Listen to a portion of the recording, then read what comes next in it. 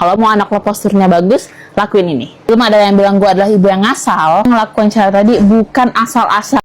Sebagai dokter, aku khawatir lihat video itu takutnya banyak yang ngikutin. Walaupun aku cuma dokter umum dan bukan dokter spesialis anak, tapi posisi kayak gitu itu kurang pas dan beresiko. Karena secara anatomi dan fisiologis, itu kepala bayi berat. Jadi kalau misalnya dia dibalik kayak gitu, resikonya apa? Banyak banget. Jadi secara fisiologis saat kepala bayi berada di bawah itu aliran darahnya secara cepat ke bawah walaupun itu cuma beberapa detik doang. Ya, sementara sistem regulasi tekanan darah pada bayi itu nggak sebaik orang dewasa. Selain itu kan posisinya menggantung ya, terus dipegang bagian kakinya. Nah, itu tumpuannya itu berada di mana? Di panggul bayi. Yang menopang berat kepalanya itu di mana? Di lehernya. Akibatnya nanti bisa cedera otot maupun sendinya, guys ya.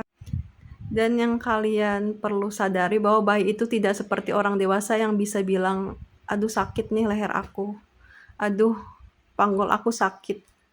Mereka nggak bisa ngomong.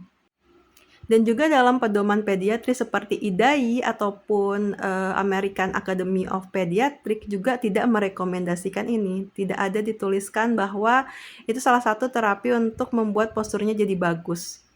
Sehingga nggak perlu kalian ikuti, karena nggak jelas gitu sumbernya dari mana. Dan jurnal-jurnal juga nggak ada tuh tentang ini gitu.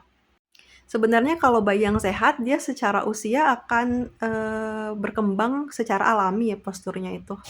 Cukup dengan kamu tummy time, kemudian latih motoriknya, dan beri dia ruang gerak yang aktif. Jadi pesan aku di video ini adalah nggak semua yang viral itu harus kalian ikuti. Dan kalau kamu ataupun keluarga kamu punya bayi, jangan lupa di-share video ini supaya mereka nggak asal-asal ikut tren ya. Dan sebelum melakukan sesuatu harus pahami resikonya karena bayi dan anak-anak itu bergantung pada orang tuanya.